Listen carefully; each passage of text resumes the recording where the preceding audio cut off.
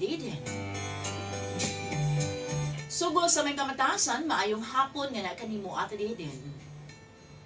May nga masab sa makakaubanan diya ning maong sibianan ang DYIB 96.1 The Voice FM. Among mga panginaot nga ikaw, ate, magapadayon sa pagpanginahan sa among mga suwat nga among maipalanog sa imong programa. Luwas ka sa matag karbunya nimong mga lakaw.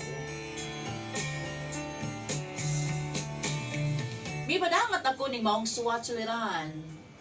Problema ko kaayo sa batasan sa kinaiya sa akong asawa. Dili ba ate din nga sa manag-asawa, di kinahanglan ang taas nga pasensya, pagsabot, respeto. Di kinahanglan usab nga makalunayon nga ipatigbabaw ang gugma. Panalangin sa labawang magkagagahom.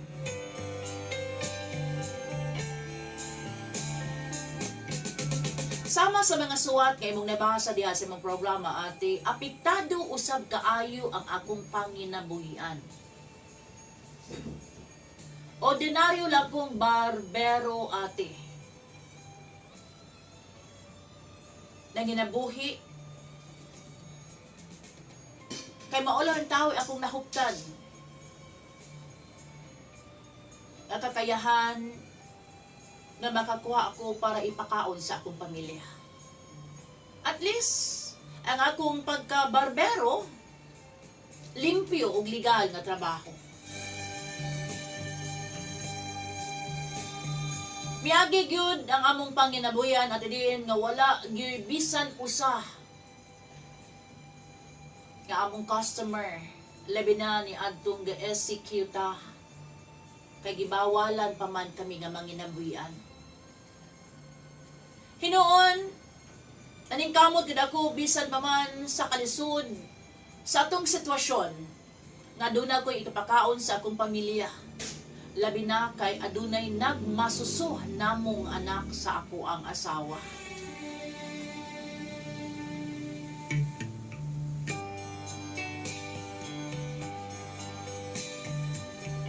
Nag-sideline naman gani ko ada din kinsa to'y magpaguna o manglimpyo sa ilahang tagapanimalay.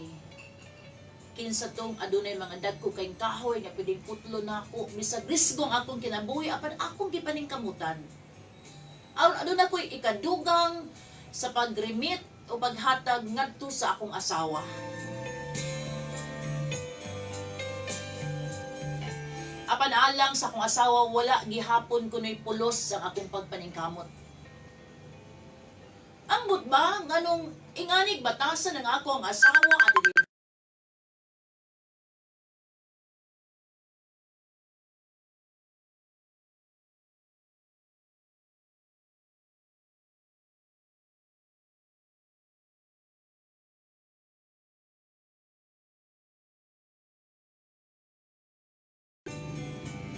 naapektaran tungod dining COVID-19 at ididin.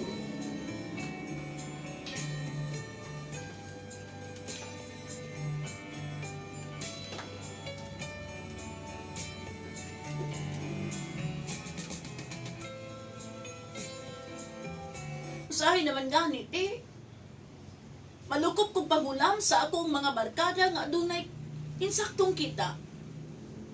Para dili magmukot, magbagulbol ang ako asawa panahon nga mauli ko sa among pinuyanan.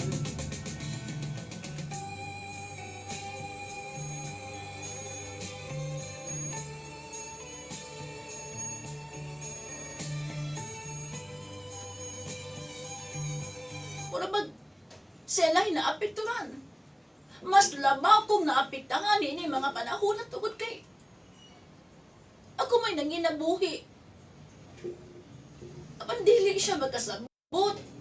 Dayog yaw-yaw.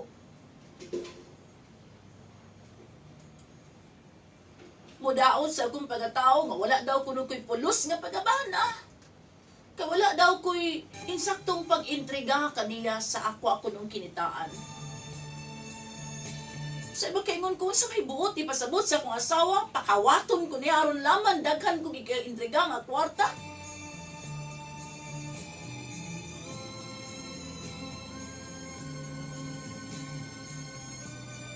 Yes, sa una ti daghan kong kita.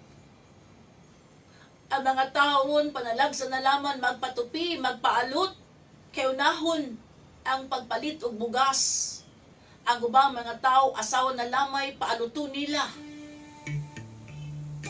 Sa mag-unay-unay nilang paalot, kay lagi minus kay kinitaan. Matod pa sa akong asawa, kuwang daw kuno kaayo akong madala nga kwarta nga intriga kaniya panahon sa ako ausab kining paglakaw.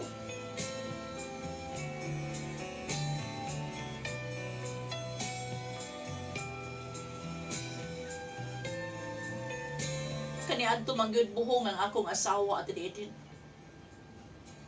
Sabi niyo palang kay nako ako misis. Sa mga nagkailakan ako, maingon yun nga palangga kay nakong akong asawa, kay bisag para na ako unta. Di na lang akong ipalit, kaya ako ihatag sa akong asawa. Napulo ka tuig ang gintang sa among panuwigon na ate. Mas bata kay nakong akong asawa. Ba't dili man kini ikabata kung na doon na kainsaktong pagsabot o kung nauna sa sitwasyon karon. Labi kay nga hilak mo, te. Labi nagmagyaw-yaw, magyaba-yaba, kining ako asawa, kaway buot. Nga di good magkasabot.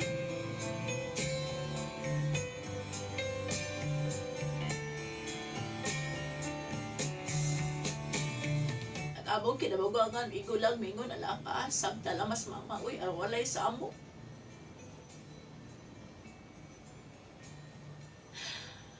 Tungod ba kagini kay bata ang akong asawa, dili ka na ako ikumparar sa mong panuigon ate. Kung saon man ako kini siya. Asa man taon ko mangita sa inadlaw nga kinitaan ako sa una, nga maglisod magutahon kami karon. Bisag na ibalik na. Apan ang mga tao, di na lang makapahuna-huna upang paalot kay mas aduna pa importanteng kahinan sa ilang kwarta. Kabalo mo, ate?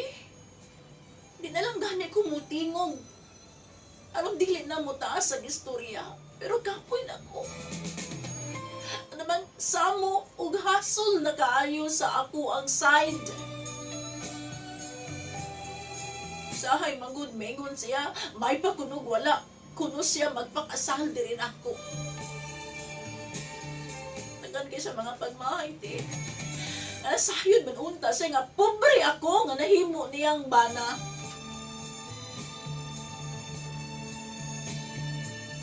Ay kinabuhi. Ate maulan kina akong problema. Kani ginahanglan kong tambag ug tabang di akadibog sa mga nabitaw ka. Salamat kanimo ate din ining maong programa. Amoy magkahumpay, magkahatag og pagtulunan ug magkagiya kanamo.